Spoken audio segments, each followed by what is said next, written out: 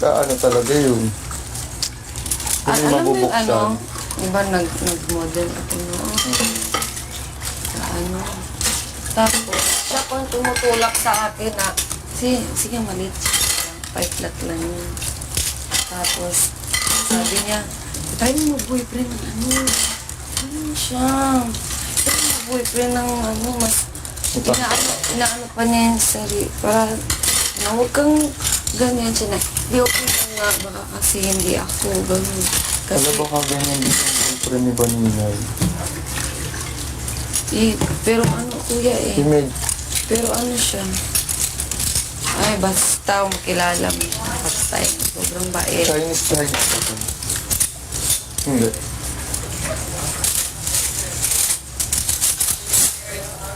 Basta, mas maganda kung ano, kompleto talaga yung sprangy. Paglabas ng sprangy.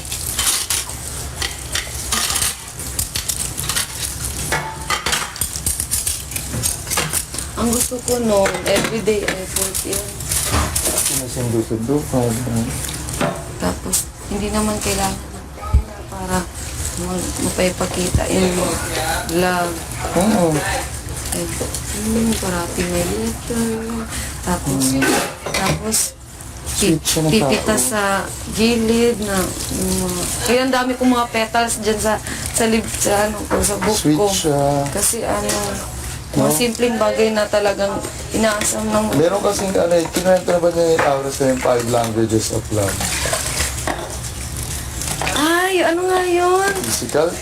Physical touch, tapos... acts of service, quality time ako. quality Kuya time, gift, words of affirmation. No, you just discover what type of language they do. What's yours? Ako act of service ako. That's why you like cooking, no, kuya? Oo. Because you're act service. That's your love language. Even if I cook like 10 times a day, I still wanna do it. Tapos, pinag-aawayan talaga yung quality ng time. That's why you can tell, like, see, that's you showing us that you love us. Ako, I like to go to people and talk, like spend time. That's how I show love. Yeah. Kahit nonsense yung mga topic, basta andyan ka lang. Kasi para sa akin, quality time, paano kung yung type of work nyo parehas is hindi, like, very demanding, for example. Hindi.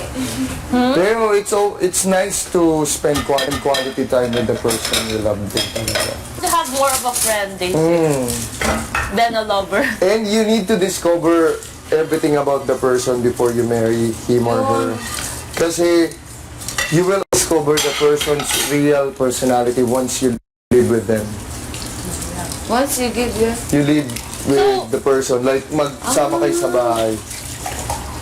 So are you for living together before marriage? At some point, yes. Kasi it's gonna be a trial procedure. Although in the States, they mostly do that. Most of the time, people do that.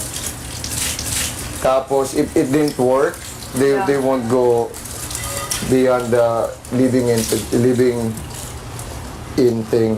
Kasi for me, I don't want to have to depend on someone to live in one house. I want to have my own space. So even if we're in a relationship, I can go to my space. If we're fighting, like.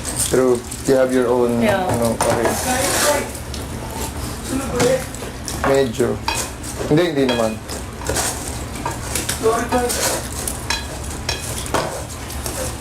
So hindi naman sila? Hindi naman kasi hindi naman namin naamoy. Good.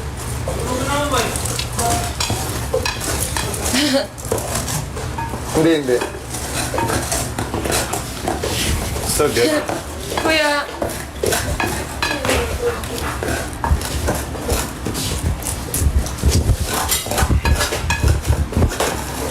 ayun.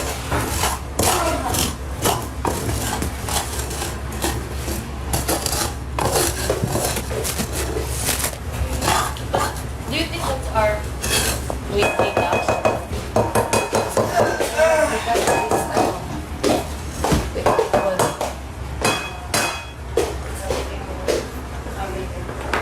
So that's yours. Okay.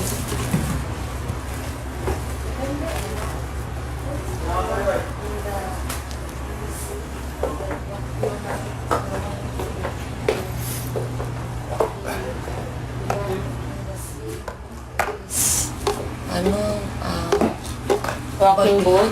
And then Jesus walked on. Yun. Sino nga yun si... The apostles, right? Yeah, the apostles who? Pedro? Paul? I forgot the name. I'm not sure if it's Most, I hindi. Peter. Parang Peter. I'm not sure. Parang si Pedro nga. No,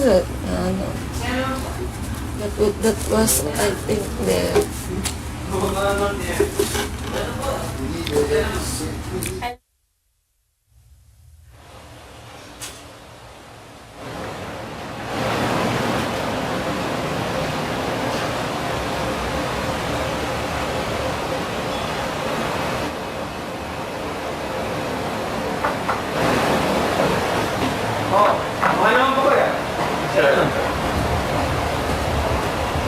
Tatalon ka dyan, boy. Dadaan ka ba? Hindi ko alam ba't may trade to eh.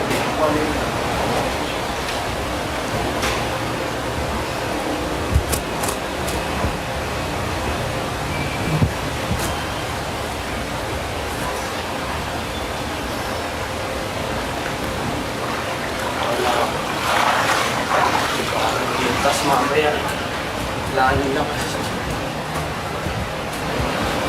Tas nila siguro ba?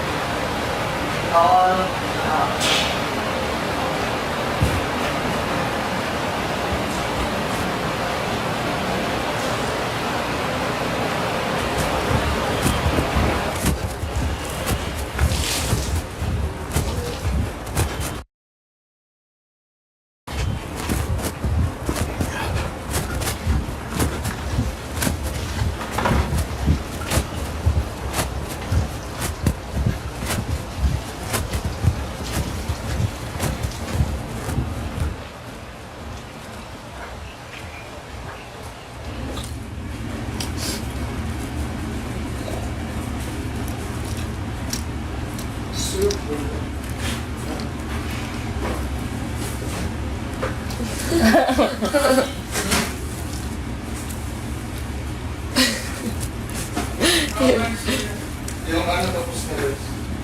Uy, sexy oh.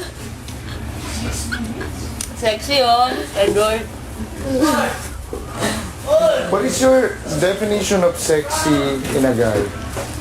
Like muscles? No, hindi. That's hard. For me, sexy is How that person... having passion about something. Oh, yun. Funny. Ay, hindi, tai ako. Yeah. But he did was muscle. Yeah. When he was lean, I liked him. He's nice. Right? Diuco is like the nicest guy ever. Super To be that nice. good looking and nice. I know. Doon si Kuya Nikko. He's so Parang polite. wala. True. Siguro yun. And very Nag-pool pa kaya? soft-spoken. Yeah. Yeah. I like soft-spoken people. Very calm. He's so funny. He is? No, he doesn't mean to be funny, but Oh, he's but he is. just Like how himself. the way he talks. Sabi. Passion is sexy, no? I think. Passion. Passion of the Christ. Passion of the too. What's your passion, Yong? Passion, man. No, really. What do you want when you grow up? I think passion is... My passion is helping people, making them, especially people that are close to my heart, making them happy, That's why you're perfect as a nurse. feeling, Because that's like helping people. I don't know. Night. Okay na. I think most of the people who started like on a poor family, they usually have a helping heart. Yeah, that's Kasi true. they Because you have know- more empathy. True, they know and they feel how is it to be like. Yeah.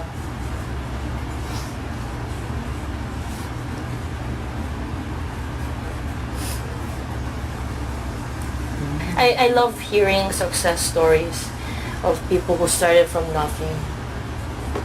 I always tell them like during I think one of the reason why they got me for this show is because of my story too. Because when I was a kid, I used to be like those. Have you seen like kids on the street? Yeah. Like they're getting something from the garbage.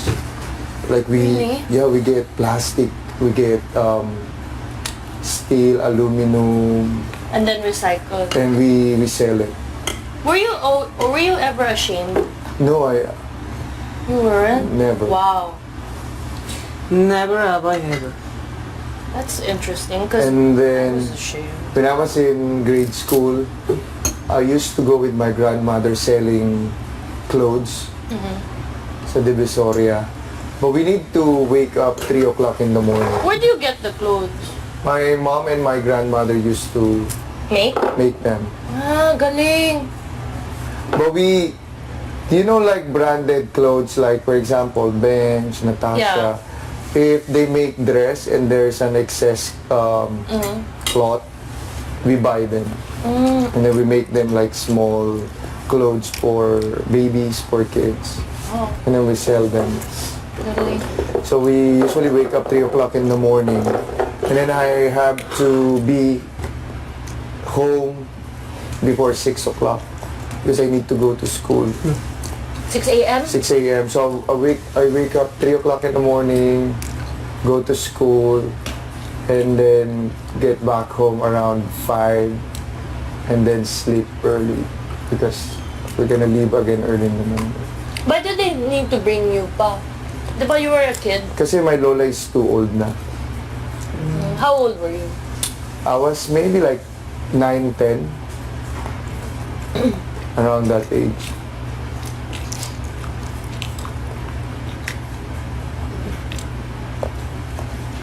And then when I was in high school, my mom told me like, oh, I'm sorry, we can't afford to send you to college anymore.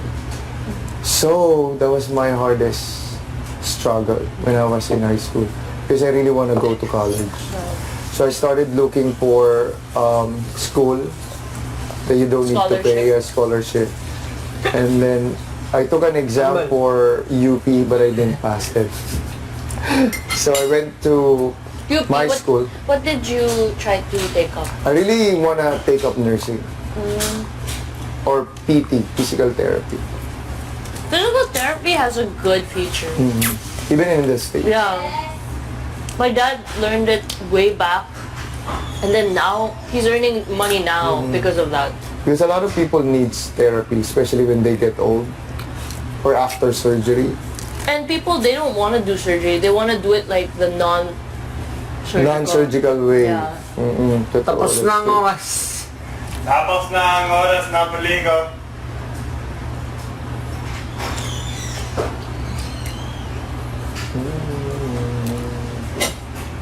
Kuya Mako, nasa ano ba? Kuya Mako, tapos na ang oras na pagligo. Ready? Kuya Mako.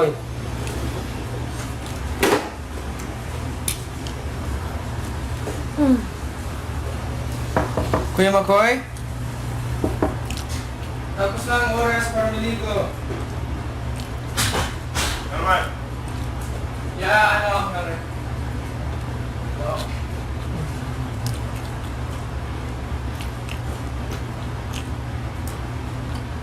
Hanggang dito, 16 nga.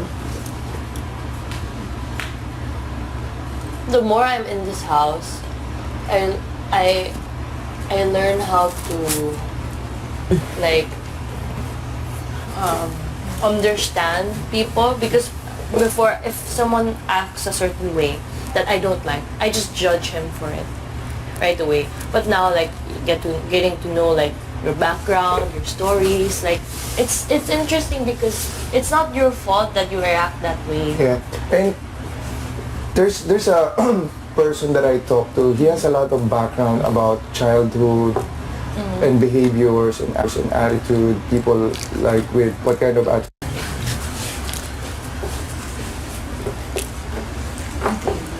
That's why I always like asking people about their background, like family, what was their childhood like, where did they grow up, because you get to understand them more in depth. That's why I don't like asking questions about more of the future, but more of like the past. If you want to get to know someone.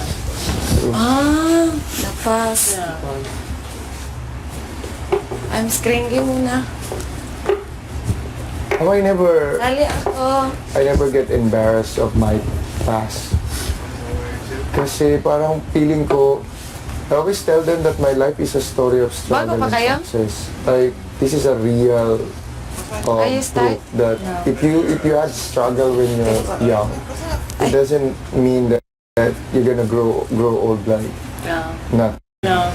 I was reading a lot of things about the show before I came in. So they said it's a social experiment wherein they give certain situation to all the people inside and they will observe how these people react.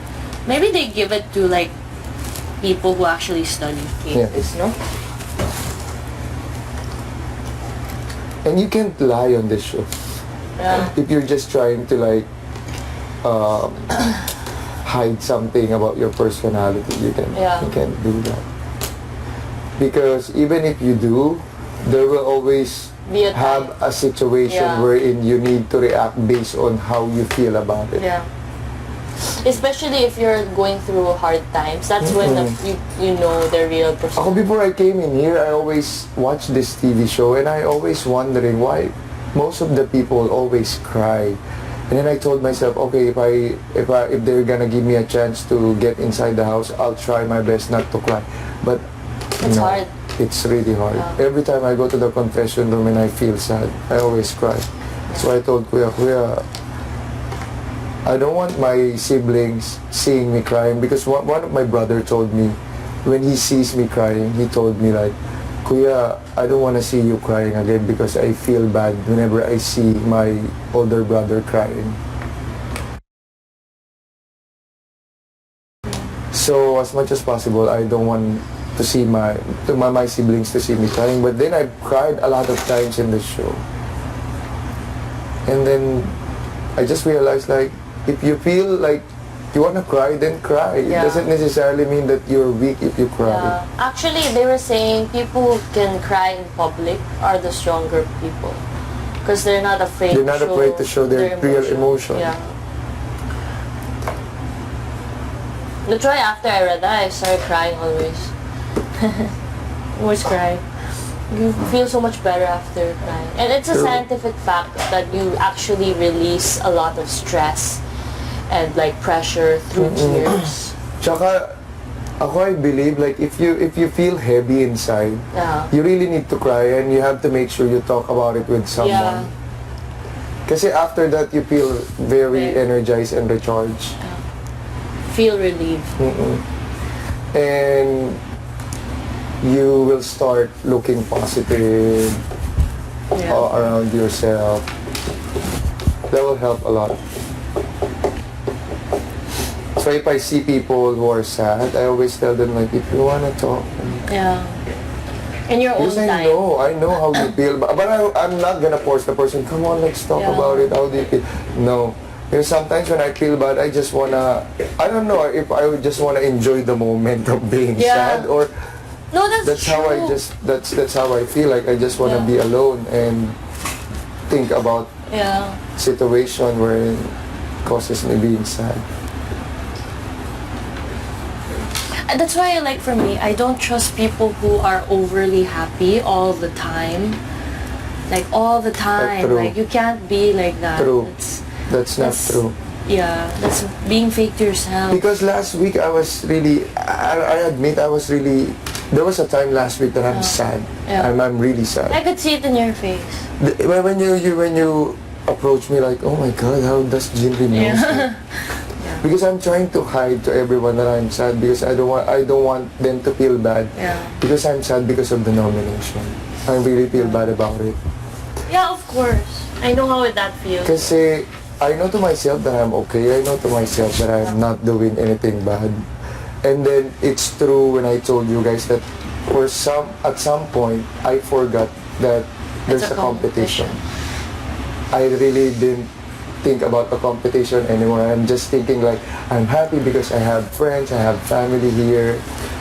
And siguro part of it is, if ever I'm gonna leave, it's gonna be sad for me like last week.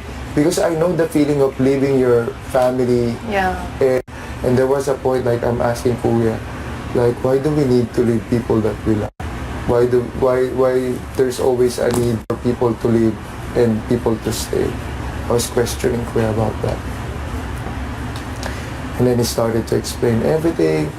That's how I started to feel better too. No. That's why when you approached me, I was like, oh my God, Jinri knows it. Because I observe people.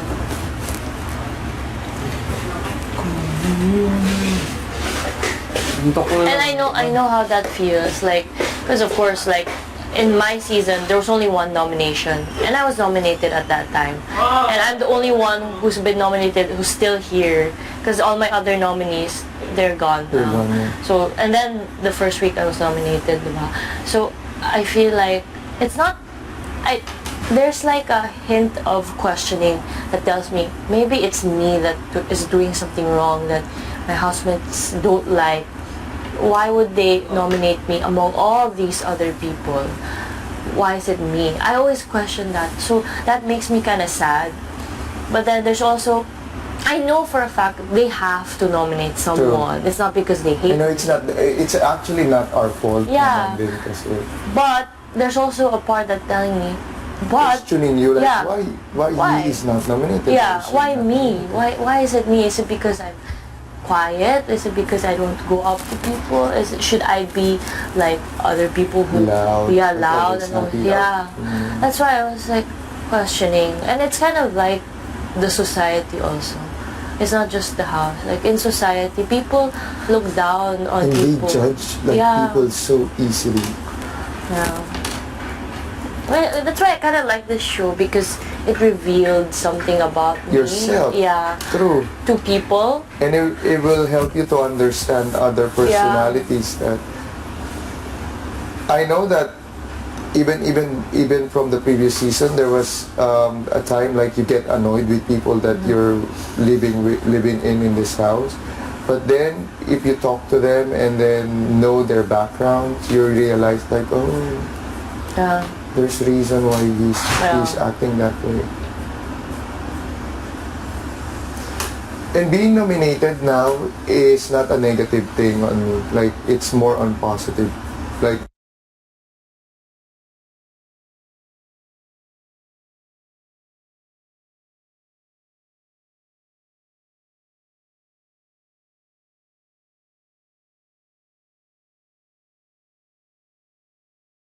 the more that you were able to show your personality to people and how you deal with stressful situation. Like, I know most of us are afraid of being nominated, Yeah. but for me, it's okay. Like, it's not a big deal anymore. And being nominated for the first week helps me a lot to prepare myself if ever I got nominated. So, I'm ready. If I got evicted. Which is part of the game.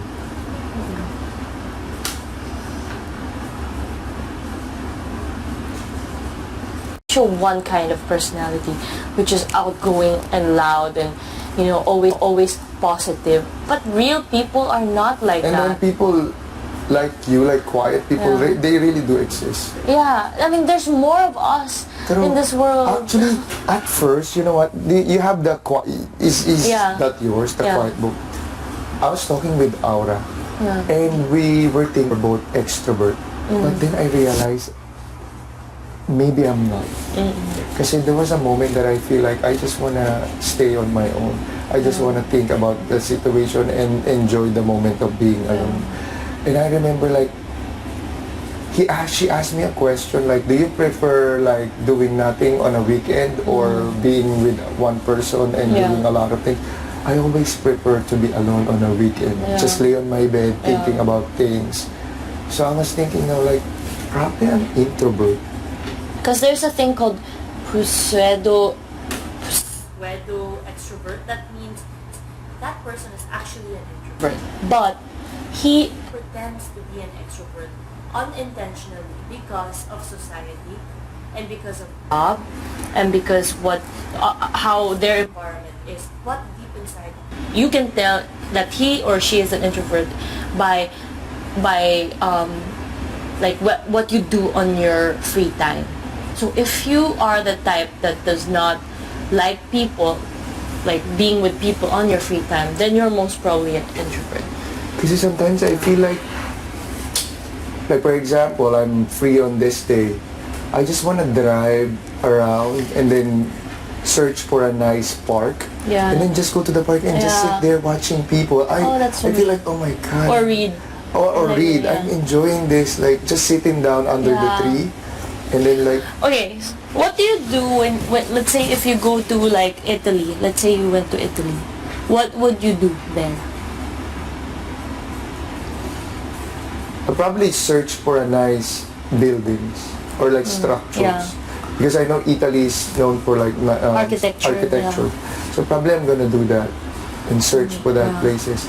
I usually go to churches. That's my biggest thing. Like if I go to a certain place, I have to make sure that I have to visit churches. And like I always amazed with the structures. What's the most beautiful church you've seen? New York, Which the one? cathedral. What is the name of that cathedral?